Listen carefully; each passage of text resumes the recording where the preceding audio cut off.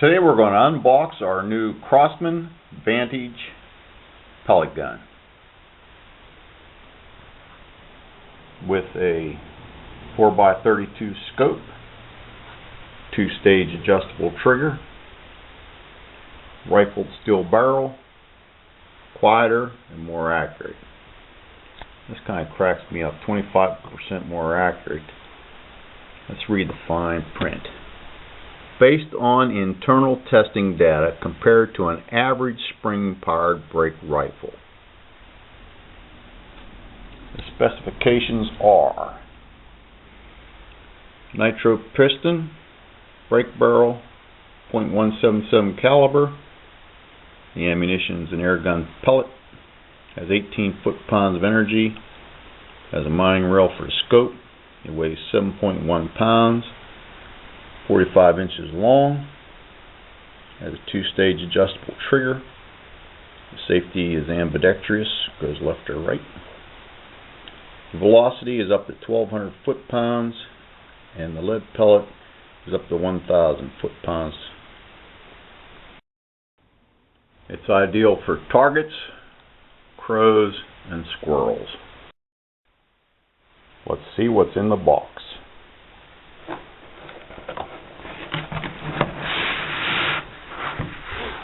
Yeah, we'll start down at this end. This is the scope.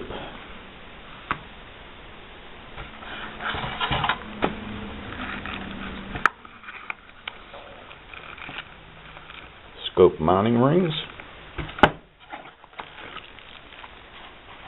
Owner's manual.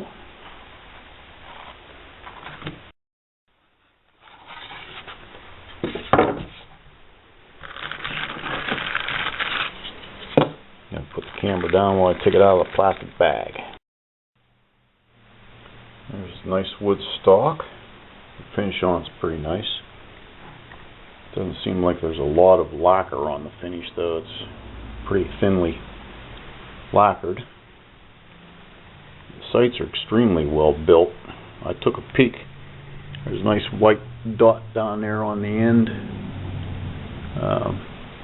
Even in my living room you can see it in poor light. It's a little bit uncomfortable. I put it up to my shoulder. This area right here, not real comfortable on the hands. The edges are kind of sharp. If you hold way out, that'll affect your comfort, but it's no big deal. This is my first pellet gun. I don't know anything about them yet. I'm going to do some reading. I got a bunch of varmints. Squirrels are actually eating my porch. I purchased my Crosman Vantage from Walmart. The price was $99.42. I used ship to the store. It was free, and but it was delayed. So it's supposed to arrive in 3 to 5 days. Mine took 7, I believe. I did not buy the extended care plan. $99.42. I also ordered these pellets at the same time and a tube of oil. It was like $3. These were $4. So I unwrapped everything that was in the box. Here's the scope mounting and sighting instructions.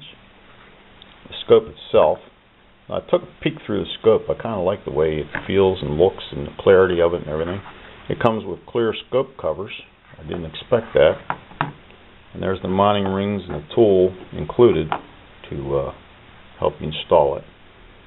And then, as I stated before, the owner's manual. So that's everything that comes, besides the packaging, in the box. Let's mount the scope. If you want to mount the scope differently, they sell 2 different styles of, what do they call these?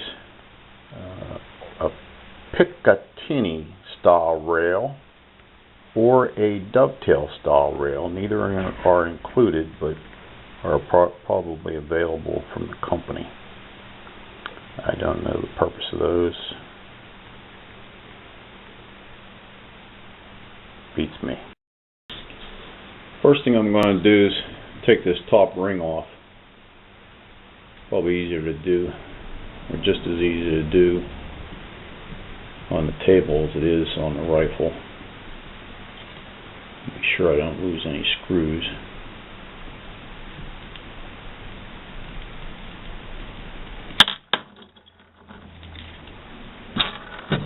Put them in this little crack there.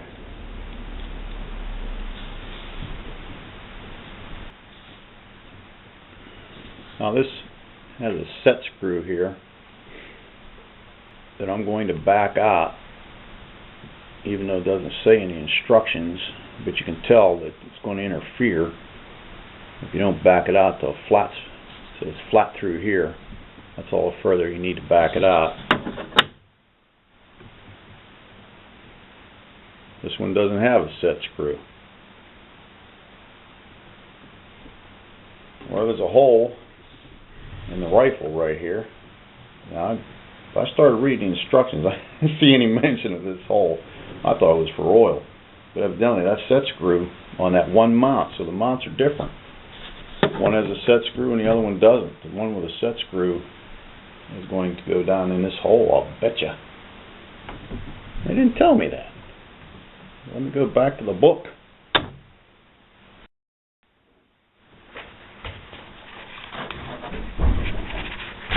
They never mention in the instructions that there's a difference. You can see a difference, but they never mention that there's a difference in these rings. And they never say this ring goes here and that ring goes there. It's just not there. Since I'm right-handed, you can put this mount in either direction, but I'm right-handed, so if I want to tighten something, I want this outboard set screw on the right.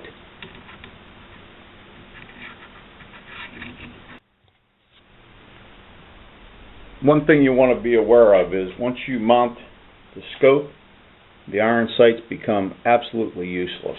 There's no way to see down the barrel once you put these mounts on. So if you plan on using it with iron sights, just to get the feel of it or whatever, leave the scope mounting for later, or just leave it off if that's your intent to use iron open sights, because you can't once you put the scope on. Now I have my, well, that came apart. I gotta get that a little bit snugger.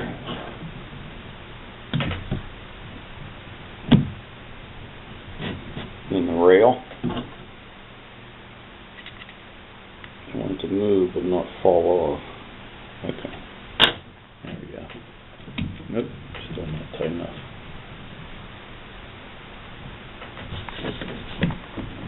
And we're not down in the rail, so that's an area where you can have a problem getting that down in there correctly while you're playing around.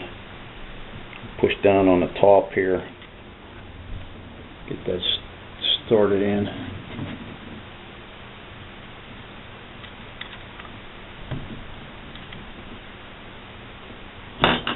Alright, now I'm going to work with the depth on this for my face, so I'll be back in a second. Okay, I've fake sighted it and adjusted how far back or forward I wanted my scope based on comfort and visibility, closing my left eye since I'm right-handed, and looking through the end here with my right eye and getting the distance from my eyeball to the entry point here, the viewing end, right to where I want it. I'm going to snug this up a little bit so the scope doesn't slide. And then I'll tighten that front mount.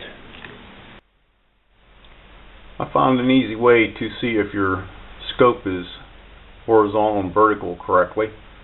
Aim it at the corner of your door and see if the vertical line matches up with the horizontal line on your door, which is going to be square. That looks like half of the crosshair, doesn't it? So that's what I did, and now I'll retighten it correctly. Okay, we're nice and snug all the way around here. I only had to loosen one side to get that to spin, to get the crosshairs aligned correctly. You want to over tighten these too much because you can probably crush the tube. Let's see what the inside of the adjustment looks like.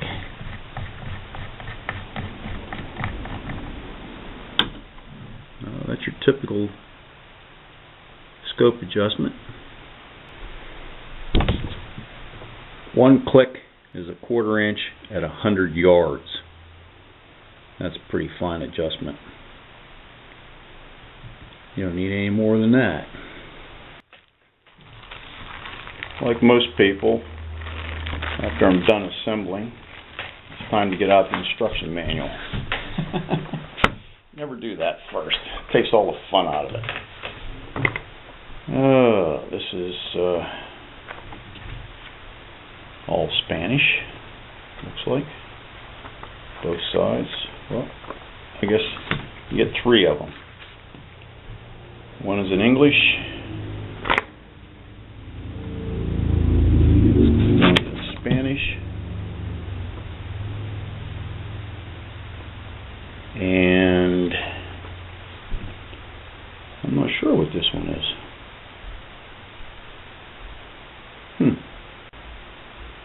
Oh, French. This one's French. There's the pellets I bought. 7.4 grains. This is what caliber you want with this model rifle, the Vantage. .177. This is 7.4 millimeters, I suppose. Or 7.4 grains, that's what it is. Alright.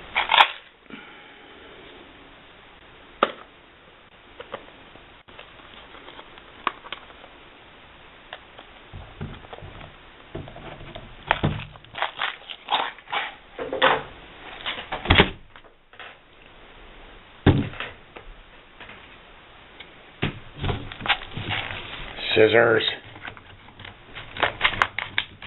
Do yourself a favor.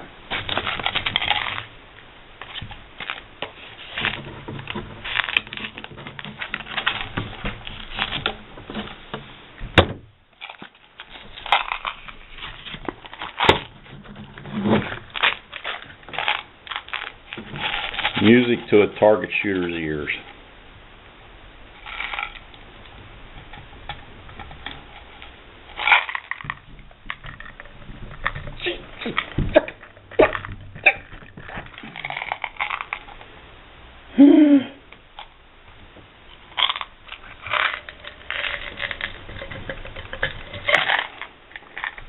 What the? I'm about to give this an F for a rating. Old man can't get it open.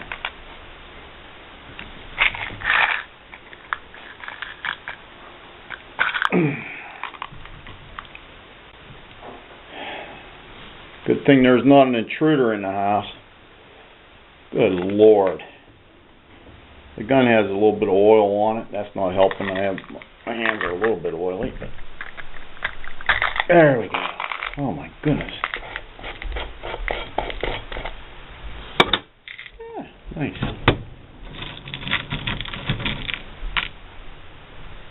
That's what they look like.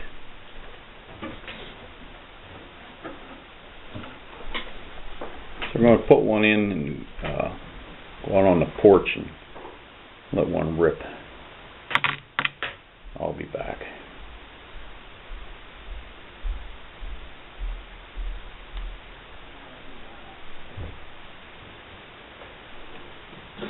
These look a lot bigger in the catalog on the internet.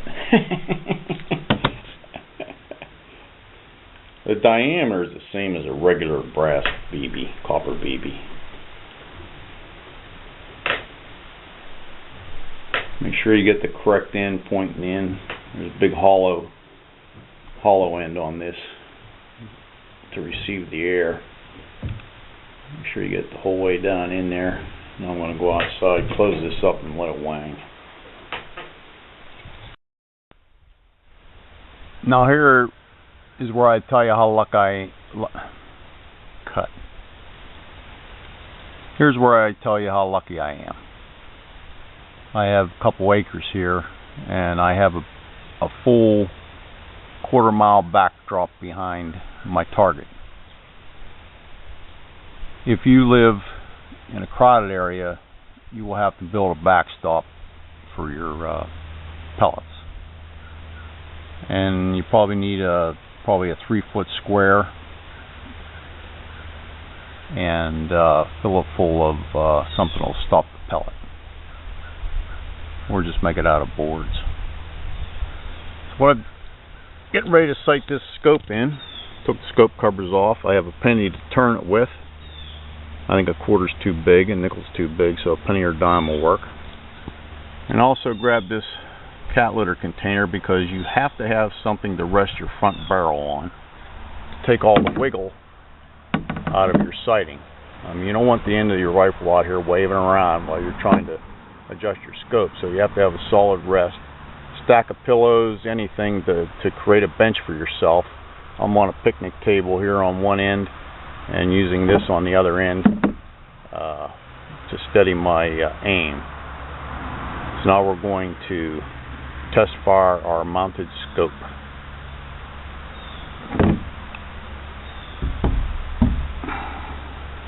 I keep liking the fact that I can just set the rifle down on that flat spot and it'll stay. I like that a lot. Oh, something else too. The iron sights are really nice. They're adjustable up and down on the...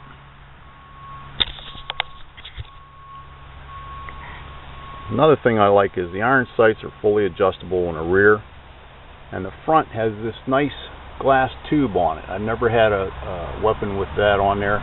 It gathers up the light and makes a nice glow on the end. I think that's pretty cool. If you're into iron sights, these look like a really good pair.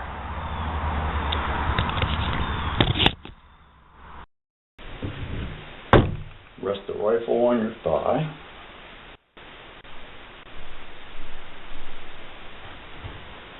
Pat the end. Do it again. Pat the end. That breaks it. And then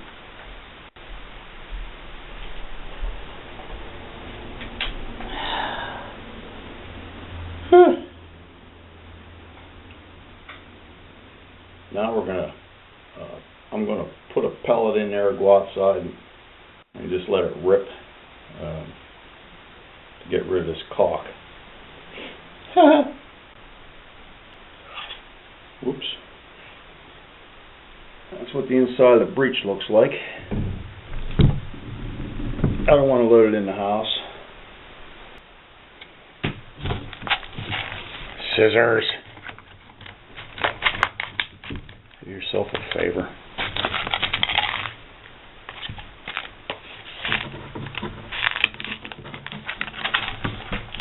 Music to a target shooter's ears.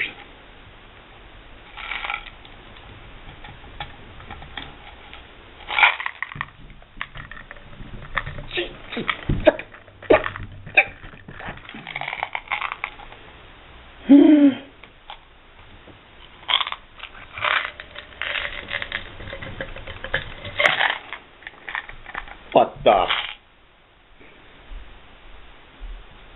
I'm about to give this an F for a rating. Old man can't get it open.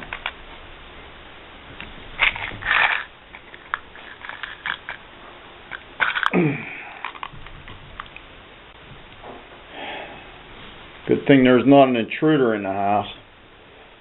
Good Lord. The gun has a little bit of oil on it. That's not helping. My hands are a little bit oily. But there we go. Oh my goodness. Yeah, nice.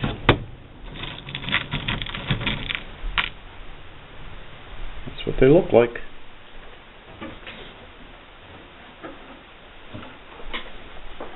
going to put one in and go out on the porch and let one rip.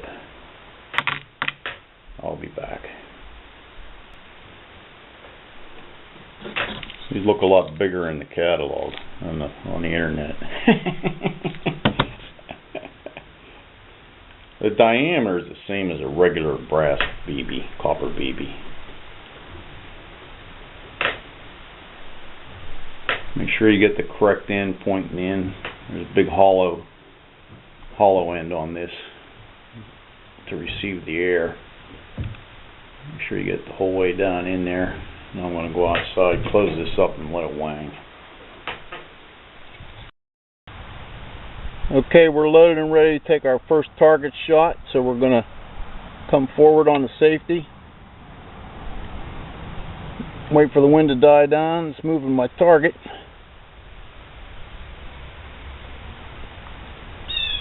Okay. Nope.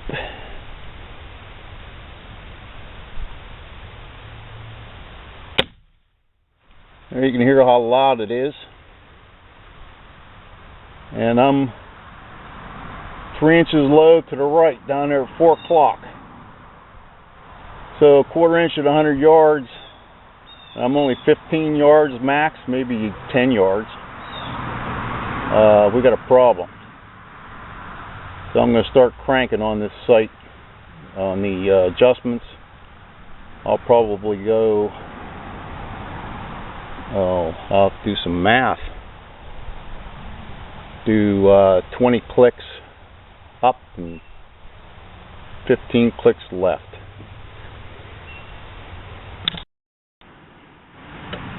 Okay, we've made that adjustment. Bit of a guessing game at this point since we're so far off.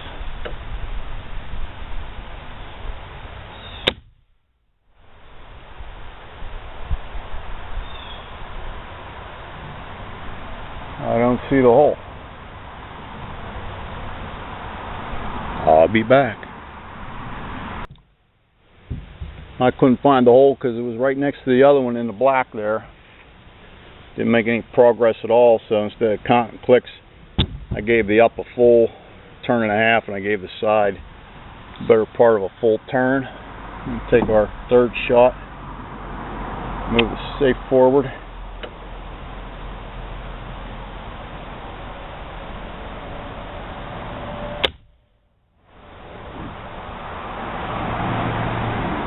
Now, I'm still at 4 o'clock, but I'm in the first ring outside the bullseye. So I'm going to do the same thing again. Full turn up and most of full turn left. Here's our fourth shot.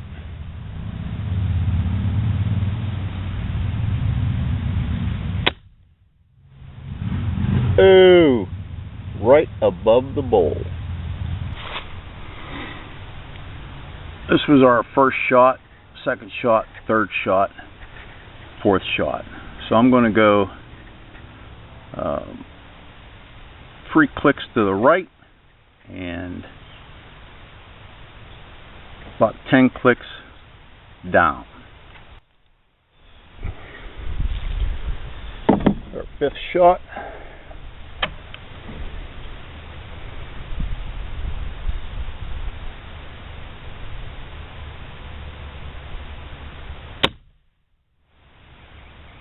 I haven't done anything with the focus on the scope yet. I'll leave that up to you. My target is a bit hazy at 15 yards, but when I look out into the wooded area behind, everything's very, very clear, so I'm probably not going to change anything on that. I am using my eyeglasses in conjunction with the scope.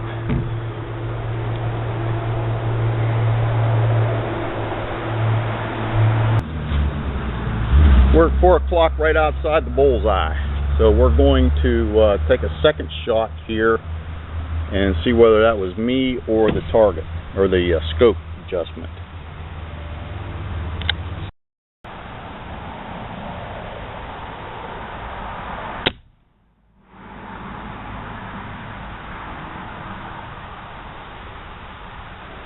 That one looks like it's opposite. 8 o'clock. I took 4 shots without moving the scope. And it's about 10, 11 yards.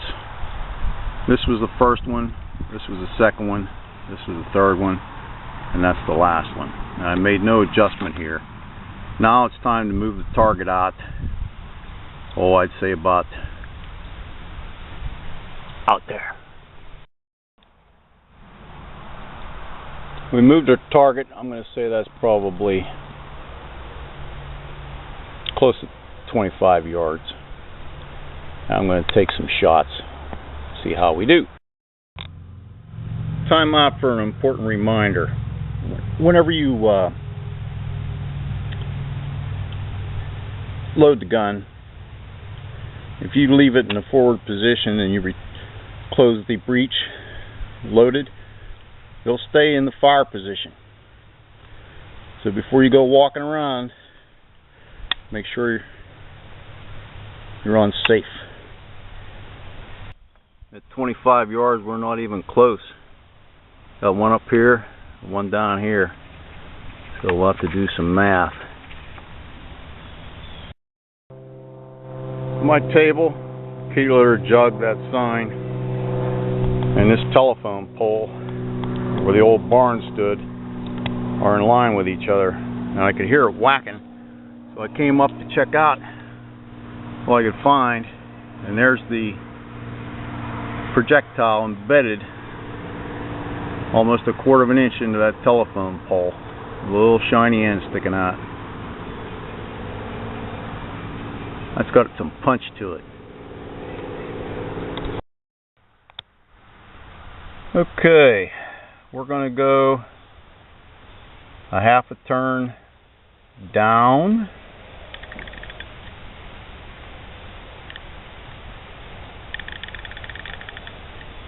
And a 1/4 turn left.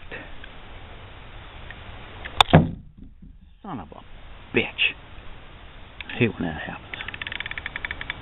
I've taken about 7 shots at 20 to 25 yards, and now we're going to try 35 yards. I marked my old shots with a red pen. These are my last 2 right here and up here. How do you adjust for that? Well, I'm going to take 3 more and see where they end up.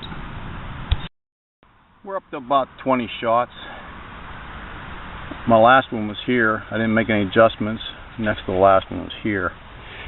So I'm going to take 3 more and see if I can need to make any fine-tune adjustments. We're probably about 60 yards here. I have to tell you, sighting this in on a windy day is a fool's errand. Neighbors mowing grass, wind's blowing like crazy. I started grouping shots within 3 inches of the bowl, and I was getting a lot off the target where the direction the wind's blowing. So if you really want to sight your scope in, you can't do it in the wind. The projectile's too light, and the foot pressure pounds is not high enough to overcome the wind. So it does put a drift on your shot. I printed up a new target sheet, and I've been shooting at this one at 35 paces, roughly, I'm going to say 80, 85 yards, which is probably the maximum range for an air rifle. And I quit adjusting the scope because it wasn't making any difference in this wind, and at that distance you're going to get some drop. These are my last 3 shots here. All of them are within the target area, and at, like I said, 80, 85 yards, wherever it might be, it's right in that range. Like I said, 35 good paces.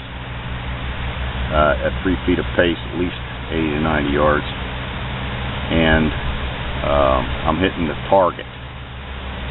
And for an air rifle, I think that's about what you can expect, to hit the target. So I think we're doing a pretty good job keeping it in this circle. It's only about 7 inches across. It's 8.5 by 11 sheet of paper, so it's about 7 inches across, and we're staying within that. I'll probably shoot a few more just for the heck of it, and then we're going to have some fun and blow up some stuff. A 1 quart milk jug full of water.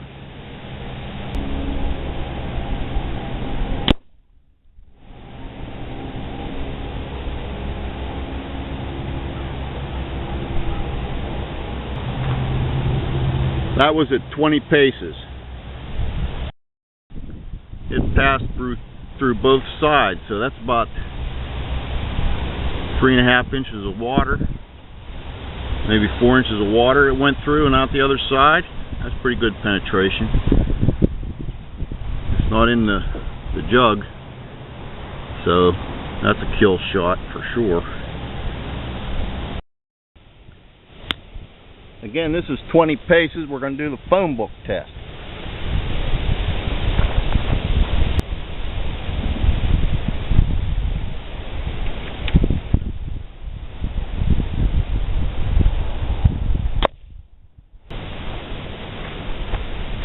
Hit it right here. Let's see how many pages we... Oh, it went the whole way through. I didn't expect that. Wow. This is the thickest phone book I have, so that I'm not still using. That's got some smoke to it. Look at that. And that was 300 pages plus cover. Nice. Make sure it's not in there.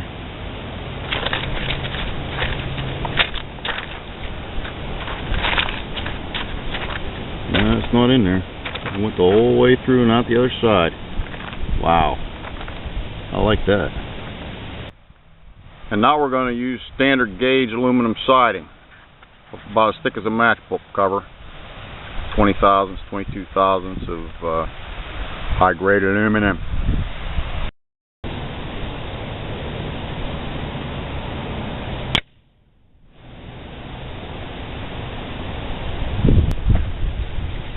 That's a testament to both the accuracy and the power. Look at that, right through it. Just like a 22 would at 20 paces. I'm impressed. Now I'm going to fold this in half and see if we can't get it through 2 layers.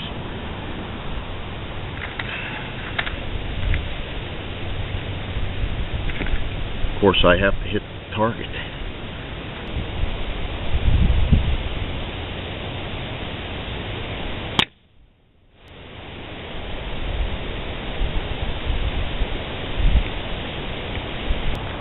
Check this out.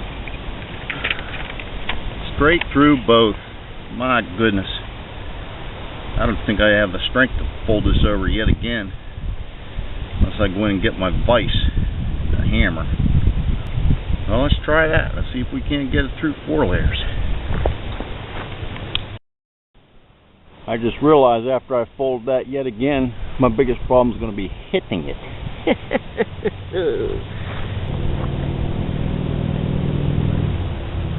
I nipped it, left side.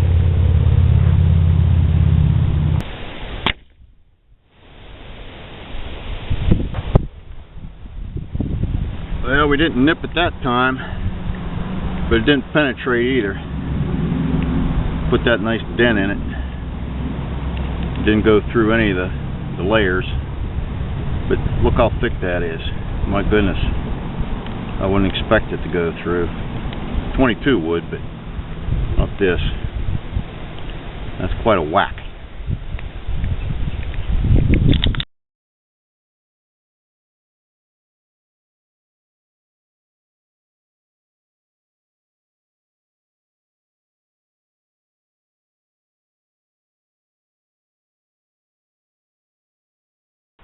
I can truthfully say I would not want to use this in real life, real time hunting. They're very cheaply made. They will keep the snow off your scope and the dust off your scope when in storage, but not for shooting. I would not recommend it. They have real googly eyes.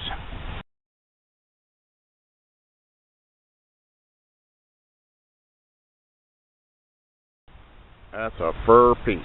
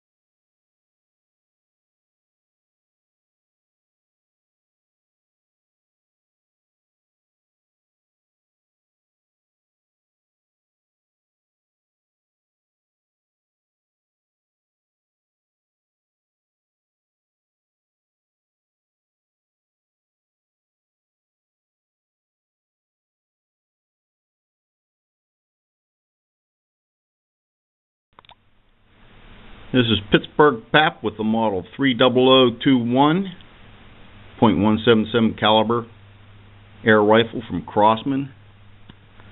The premier destroyers and pellet gun oil, all from Walmart. Like I mentioned, I shipped to the store, went and picked it up. Ready to go the next day. I'm going to rate this an A. I give it an A+, but it is pretty hard to caulk. That's where you get your power from. You have to put the energy into it before you can get it back out.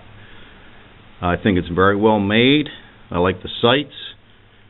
The scope for this inexpensive product is very satisfactory.